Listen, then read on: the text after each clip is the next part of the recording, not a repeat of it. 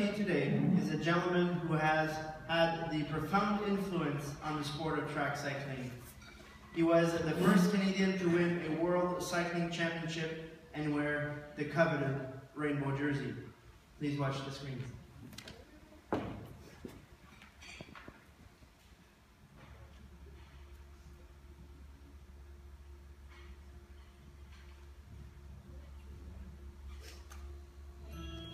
The Canadian Cycling Hall of Fame is pleased to welcome Gordon Singleton as an inductee for 2015 as the first Canadian to secure a gold medal at the World Championships and wear the rainbow jersey. Gordon Singleton began his amateur cycling career in 1975. In 1978, he participated in the Commonwealth Games in Edmonton, Alberta, and returned home with a gold and bronze medal. In the years to come, Gordon rose to international stardom, becoming the first cyclist ever to break and hold simultaneously world records in the 200 meters, 500 meters, and 1,000 meters, which he did, interestingly, on October 10, 1980, exactly 35 years ago today. In 1980, at the height of his career, Singleton was the #2 ranked track cyclist in the world, and one of the favorites for the gold medals at that year's Olympic Games. However, when the Canadians joined the US-led boycott of the Moscow Olympics due to the Soviet invasion of Afghanistan, Singleton was deprived of competing in his second Olympics. In lieu of the Olympics, the Canadian government set up an opportunity with additional funding for 20 of its top summer athletes to compete in an alternative competition. The track cyclists decided to attack all 3 world records at the sprint distances. During a single 24-hour period, Singleton set new world records in 3 separate events, the 200, 500, and 1,000 meters. He was the first and remains the only cyclist in history to simultaneously hold records in these 3 distances. The following year, 1981, Singleton would take the silver medal in the 200 meters and a 4th in the Kirin at the World Championships. In 1982, he won the Kirin event to become world champion.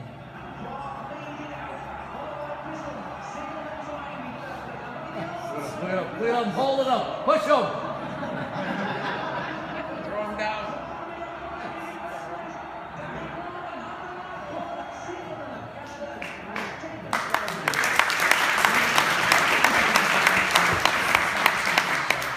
Achieving 1 gold and 3 silver medals. 1979 1,000 meter time trial, 1981 1,000 meter sprint, 1982 1,000 meter sprint. Throughout his career at home, Gordon won a total of 11 Canadian national track cycling titles and 4 silver medals. Gordon Singleton, you are now an honored member of the Canadian Cycling Hall of Fame.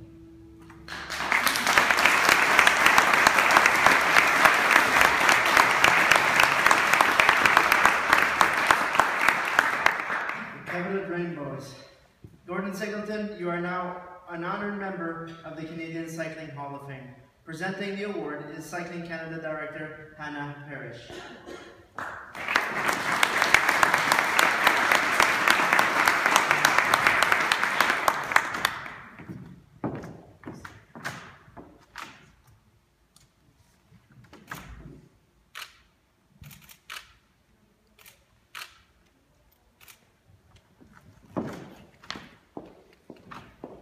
Batting cleanup, or last in lineup. Interestingly, I just read the other day the new coach of the Toronto Maple Leafs, John Babcock. He's just adopted a Detroit tradition and by honoring some of the old greats into the dressing room. And he says it develops character. Having a place to hang up our wheels and leave our legacy will surely develop character and courage in the future. And I'd like to thank all of Canada for voting us here today. Welcome to my fellow honorees. It's truly a momentous moment for all of us. I'd like to thank my family, my lovely wife, Luann is here today. And she's been with me since before I captured my world title. My sons, Christopher and Jamie, My very long-time friend and coach, Norman Shield, is here today. Norman was 2 times World Pursuit Champion and Commonwealth Games gold medalist. And of course, my mentor in England was Eddie Sohns. And for years, many of us achieved our accomplishments out of sheer determination, desire, will, and very little money. But today, this building and the ceremony brings all of us the greatest honor. And I'm very proud to have the opportunity to be witnessing the new and much improved Canadian cycling team. From road to track, junior through elite, para, BMX, mountain bike, Canada is on the map.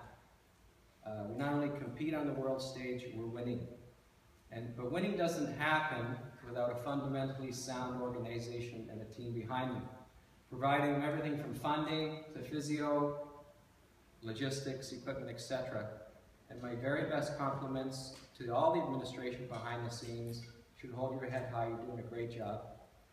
And you know, they even bring their own espresso machine. Something that's changing drastically in sports, and of course, it was interesting, October 10th, I didn't even think about that, it was 35 years ago today. Sports science today is a really big deal, you know, with nutrition and wattage meters and all this stuff. But we had sports scientists in our day, and I want to tell you a little tale.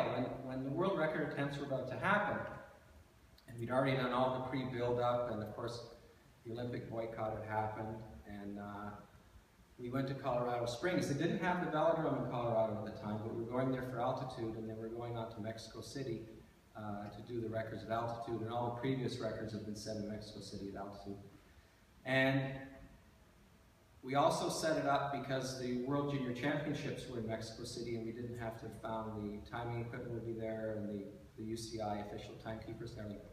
So we go to Colorado, and Norman was there, and my coach from England, Eddie, was there, and no track, of course. So I kind of got used to that, having no track. I knew how to train on the road, and doing road sprints at 75, 80 kilometers an hour. I'm not exaggerating, and some of my friends here will attest to that. We go out to this backcountry road in Colorado, and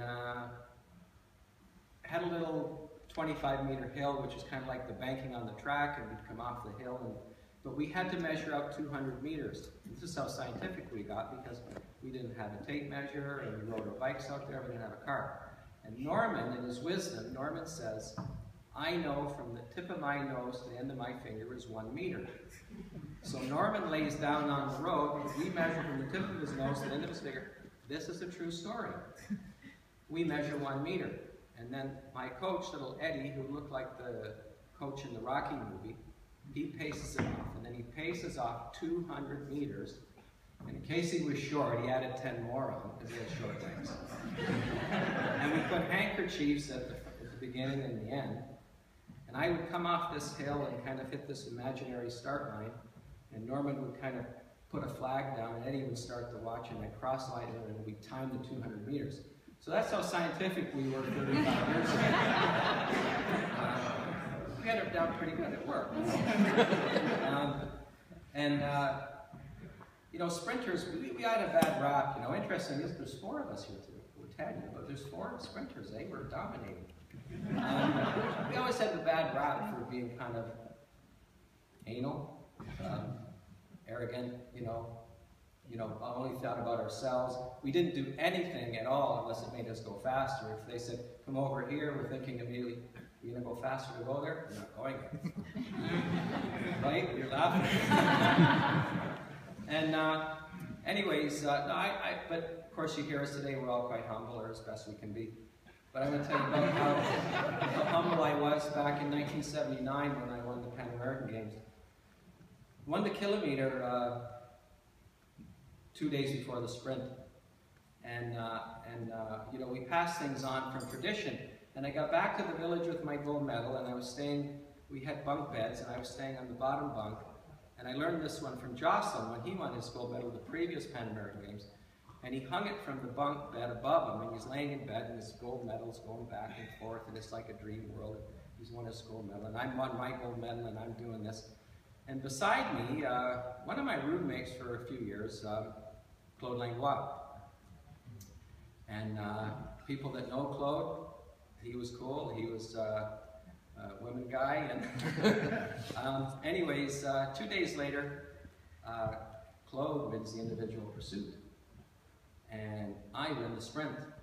And we both ride back to the village together with our gold medals around our necks, and we're all happy, and Claude's absolutely on cloud nine, yeah, with his gold medal. And we get into our rooms, and I see Claude in the bunk beside me, who's been watching me for 2 days, and there's this gold medal going like this, you know, and he's bug-eyed. And so I hang my second one up, and I've got the two of them there, and we're all happy. And I said, "Do you see the difference, Claude? Do you realize what the difference is?" And no offense, Mr. LeMay says, "No, Gordon, I don't see the difference." He says, I said, "Well, you can hear mine, Claude, because they tap together. But sprinters are not arrogant anal bastards."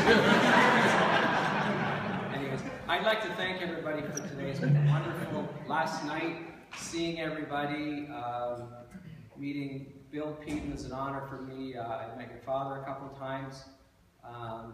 Incredible stories. And the whole entourage of everybody, and Steve I grew up with, and everybody here, Mark, and seeing everybody, Kurt. And thank you very much to everybody. Wonderful day and great job.